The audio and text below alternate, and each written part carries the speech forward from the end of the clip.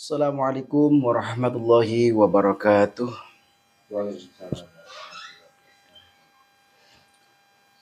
Bismillah, alhamdulillah, wassalatu wassalamu ala rasulillah, la hawla wa la quwata illa billah, amma ba'dah. Sahabat-sahabatku yang dirahmati Allah dimanapun berada, doa saya untuk kalian semuanya, mudah-mudahan kalian semuanya senantiasa diberi kesehatan, dilancarkan rezekinya, dan juga mudah-mudahan selalu dipandang penuh rahmat oleh Allah Subhanahu wa taala. Amin ya rabbal alamin. Sahabat-sahabatku, ini kita masih di Padepokan Guru Ridwan ini bersama Kang Agus dari Yogyakarta. Ini salah satu murid dari Yogyakarta. Dan di sana juga ada Kang Fajar ini yang malu ini katanya di depan kamera gitu. Malu itu. Ya kayak kita ngecaprak gitu ya akhirnya. Nah, ini salah satu Kang Agus ini yang sudah mengamalkan Asma Semeti dan juga Kang Fajar. Ya, mudah-mudahan berkah manfaat seperti itu. Ini cuman nyantai aja ini ya, ngopi-ngopi sambil menunggu sore seperti itu. Jadi sore ngobrol ngalor itu gaduh-gaduh gitu ya Pak Guru ya. Istilahnya itu kan itu tadi malam Pak Guru itu kan kita tadi malam kan istilahnya itu sempat yang tarik saka kan dapat 2 itu kan juga awalnya sebelum mulai penarian kan itu juga apa ya istilahnya itu ada tawasul dari Semeti Amarut sendiri kan intinya itu kan ada energi-energi yang luar biasa gitu Pak. Iya. Jadi itu kalau tawasul itu dibaca kalau tengah malam. Ya. Maksudnya kalau mau wirid tengah malam itu dibaca tawasulnya. Tapi kalau dibaca yang setiap habis sholat 5 waktu itu ya cukup dibaca aja, nggak pakai tawasul nggak apa-apa. Seperti itu. Intinya yang penting yakin dan juga apa namanya pasrah pada Allah dan membacanya itu harus istiqomah.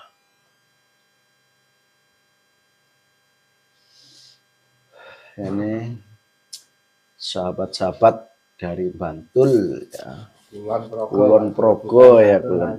Oh beda lagi ya. 4 kali nanti ada yang marah gitu lagi. Kulon Progo, Yogyakarta. Betul Pak Guru, betul.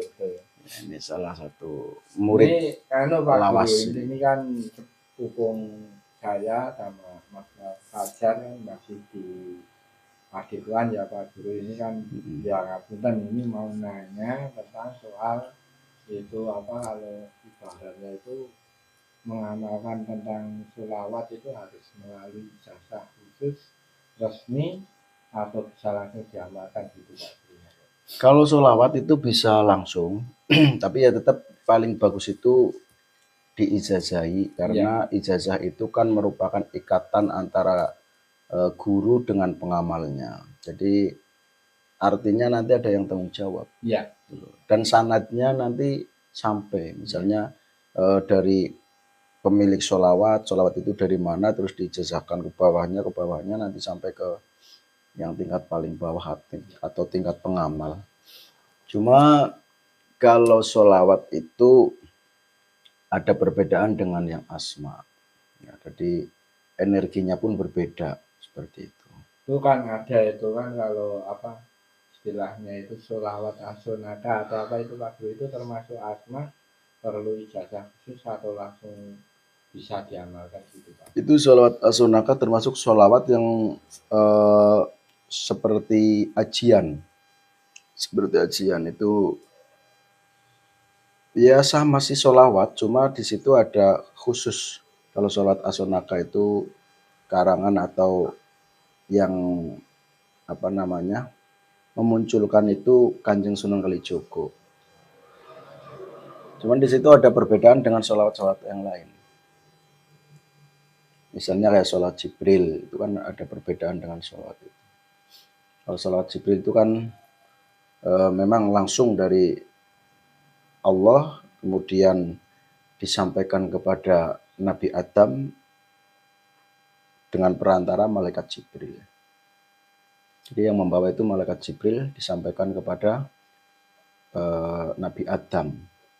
Terus akhirnya sekarang diamalkan oleh seluruh umat muslim yang memang suka dengan sholawat. Berarti itu khusus kayak misalnya itu sholawat atau penuridat itu kita langsung bisa diamalkan gitu. Bisa. Tidak Tapi usah apa istilahnya itu kan melalui bayat atau apa gitu lah. Kan apa ya istilahnya itu banyak ya. Saya sendiri pun kadang bertanya-tanya kalau sholawat itu apakah harus dibayar atau tidak kan intinya itu kalau yang belum paham banget kan masih bertanya-tanya gitu ya Pak Guru. jadi kalau sholawat nuridat itu hampir sama dengan sholat-sholat tadi seperti asonaka itu. Artinya ada energi khusus. Ya, tapi sebetulnya kalau ngomong masalah amalan itu siapa saja boleh mengamalkan. Akan tetapi kalau yang model sholawat itu memang umum. Artinya siapapun yang bisa membaca sholawat ya udah itu diamalkan, itu sudah sah-sah saja kalau kita berbicara sah. Nah, tapi kalau berbicara keberkahan itu ya tentu saja akan lebih banyak berkahnya yang diizazahi. Karena kita akan mendapatkan barokah atau keberkahan gurunya ya, dan juga keberkahan bacaan sholawat tersebut. Jadi double seperti itu. Beda dengan kita misalnya hafal sholawat tinggal diamalkan, itu beda. Dan tentunya yang namanya sholawat itu kan ada sholawat yang memang khusus dibaca untuk mencari ridho Allah. Ya. Tapi ada juga sholawat yang memang dibaca di situ karena memiliki hajat, seperti itu kan ada. Tapi gini Pak Guru kan kadang namanya orang nih Pak Guru itu kan namanya orang itu kan kadang ya apa ya istilahnya itu orang itu kan kalau misalnya ngobrol begini ya ini yang nanti wah gini saya mau melakukan gini tapi kadang prakteknya itu nol gitu loh Pak Guru. Itu untuk menanggulangi itu apakah ada apa ya istilahnya itu solusi-solusi biar hatinya makin kuat gitu Pak. Ya, intinya kita harus yakin, terus bisa menyatukan antara pikiran, keyakinan, dan rasa. Iya. Gitu. Kalau kita baca sholawat tapi hanya baca-baca di lisan ya tentu saja tidak ada kemanfaatan. Iya. Jadi harus dari hati juga membaca. So mungkin Mas ada pertanyaan-pertanyaan kalau nggak ada itu masih belum mau bertanya Pak Guru. Dilanjut Pak Guru. Oke, ini malah mau hujan ini kayaknya udah gelap. Nggak apa-apa, mungkin kalau hujan itu berkah ya Pak Guru. Adanya kan ada apa ya siram air itu kan harusnya kan berkah.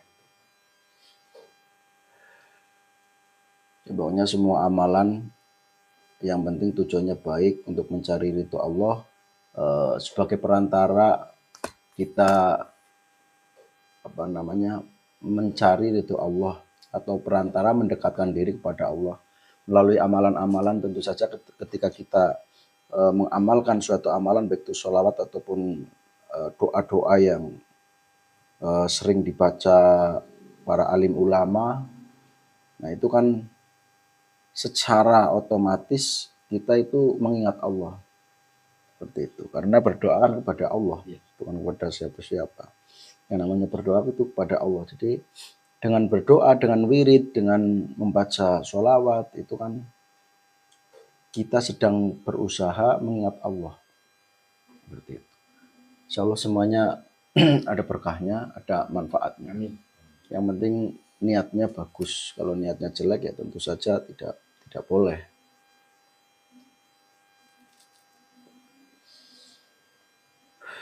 Ini untuk ngobrol-ngobrol nyantai aja nih. Kalau itu Pak Guru misalnya kalau apa ya kayak sejenis hijab itu kan ada beberapa macam itu, misalnya ada hijab Barki, ada hijab Nasro. Nah, itu misalnya yaitu juga diamalkan tanpa bayat, itu apakah hukumnya sah itu Pak? Kalau masalah sah, sah-sah saja. Yang namanya mengamalkan apapun sah-sah saja. Tapi kan di situ kalau bacaan hizib itu tentu saja sudah diriadoi oleh yang mengumpulkan doa itu. Hizib itu kan sebenarnya kumpulan doa. Nah, tentu saja sudah diriadoi, sudah dimohonkan apa namanya, intinya yang mengumpulkan itu kan memohon kepada Tuhan agar siapa saja yang mengamalkan ini nanti akan mendapatkan keberkahan. Nah, kalau sudah seperti itu kan otomatis yang paling bagus harus diijazahi dari guru-gurunya seperti itu. Dan nanti kan ada yang mengarahkan, dibaca caranya bagaimana, bacanya kapan. Nah, tapi kalau hanya yang penting hafal terus baca itu kan hanya itu semaunya hatinya sendiri, itu kan ada perbedaan dengan kita mengikuti apa yang sudah diamalkan oleh guru-gurunya seperti itu. Itulah yang dimaksud ijazahan seperti itu. Mohon maaf Pak, saya ngerasa nasor seperti itu Pak. Mungkin ketika dibaca kok hawanya panas atau gimana, itu karena apa ya? Nah, itu karena memang yang namanya hizib itu kan ada apa namanya, energi ya. Ada energi. Nah, maka kalau membacanya misalnya melebihi batas itu ya cara obatnya itu overdosis. Jadi kalau membaca hizib seperti hizib nasr itu harus mengikuti dari gurunya gitu loh.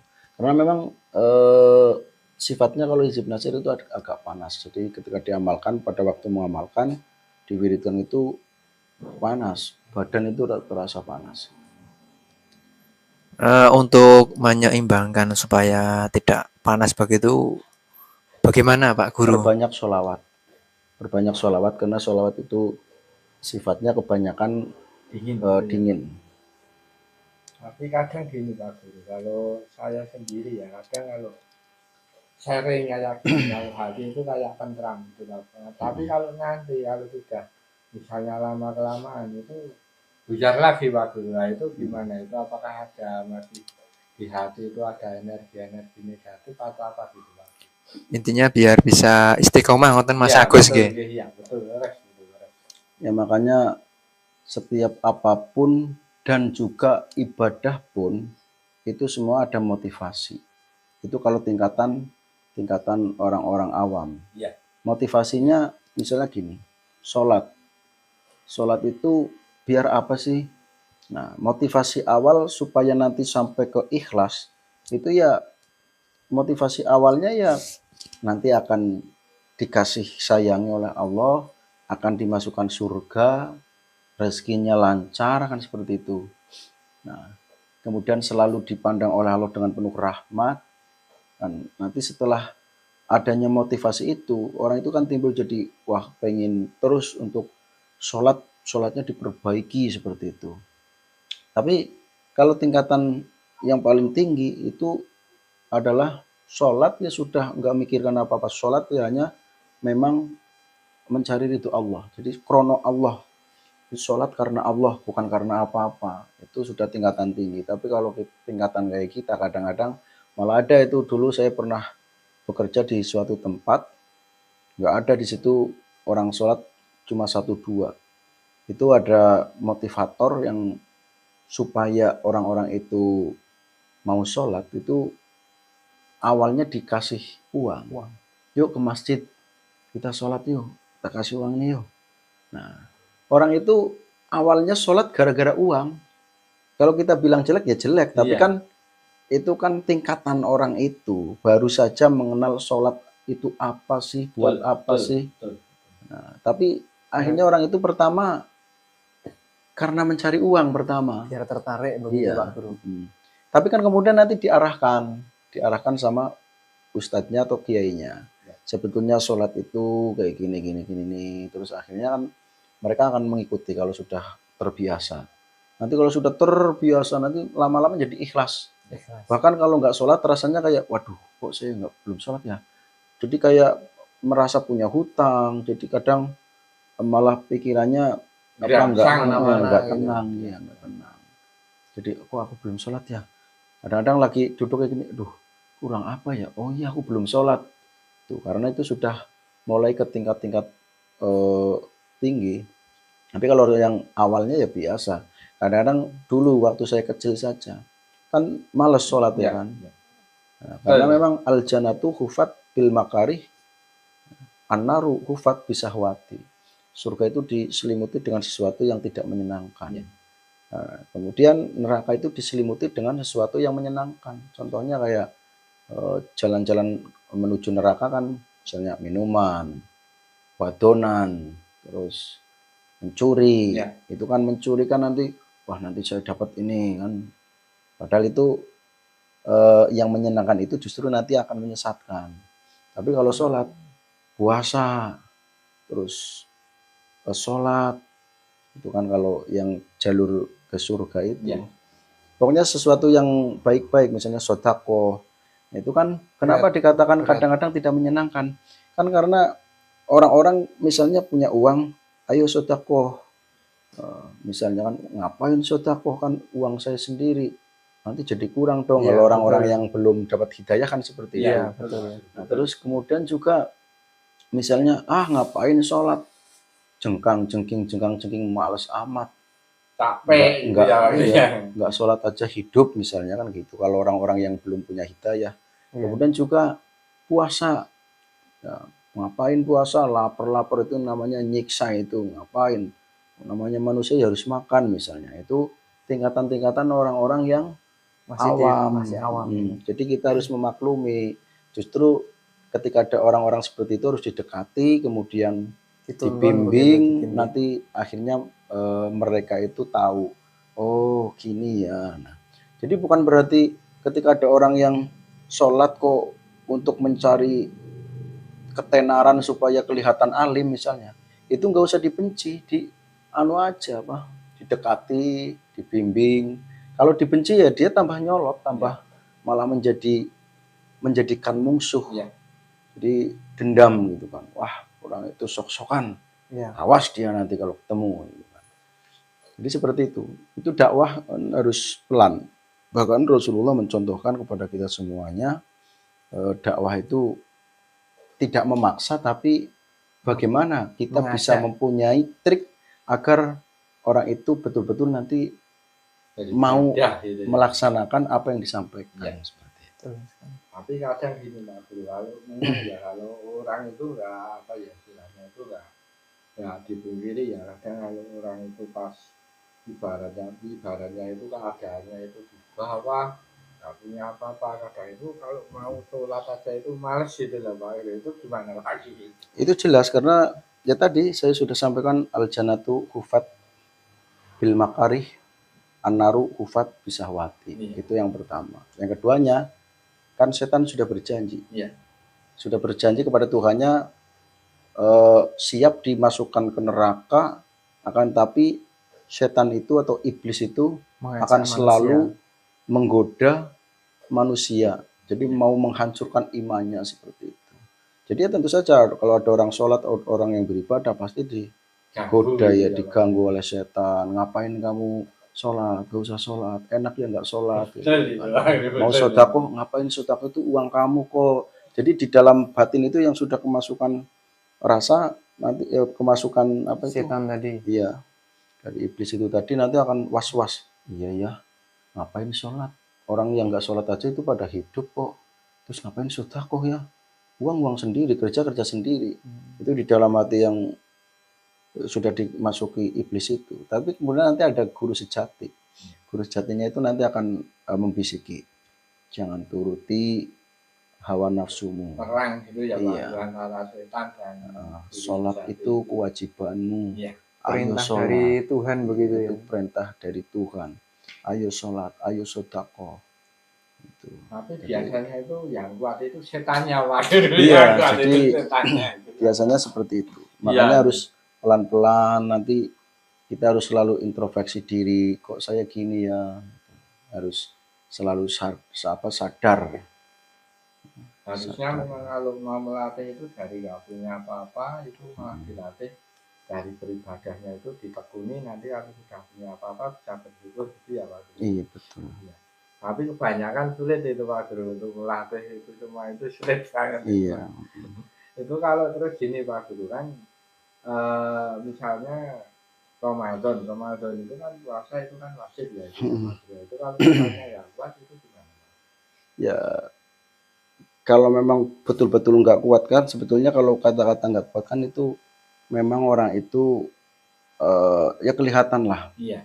Atau mungkin gara-gara puasa jadi mati misalnya, Iya. karena saking tidak Iya. tahan. Iya. Maka itu boleh untuk apa namanya, untuk ya intinya nanti latihan, nanti coba besok ulang lagi puasa. Jadi kan 1 bulan misalnya Iya. puasa awal nggak kuat.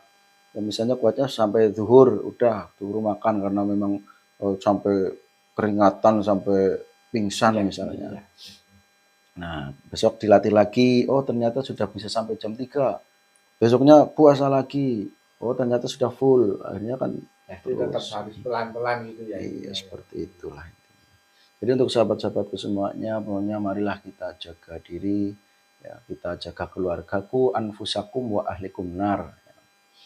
Jadi jagalah diri kalian dan juga keluarga dari siksa api neraka, seperti itu. Oke, untuk sahabatku, untuk ngobrol-ngobrol sore hari ini cukup sampai di sini dulu, karena mungkin nanti akan ada kegiatan lain. Ya, mohon maaf atas segala kesalahan dan kekhilafan, karena tentu saja kita adalah manusia biasa, tentu saja banyak kesalahan dan kekurangan. Jadi mohon maaf yang sebesar-besarnya, dan apabila ada kata-kata yang sekiranya tidak pas dan tidak baik, bahkan menyakiti orang lain, maka saya dan teman-teman mohon maaf yang sebesar-besarnya. Kita akhiri, kita baca kafaratul majlis. Subhanakallahumma wa bihamdika asyhadu an la ilaha illa anta astaghfiruka wa atubu ilaik. Demikian saya pamit undur diri. Wabillahi taufiq wal hidayah wa ridha wal inayah. Wassalamualaikum warahmatullahi wabarakatuh. Rahayu, rahayu, rahayu sakung tumatin. Salam santun, salam damai, salam kompak, salam budaya, salam seduluran salawas-salawas. Horas.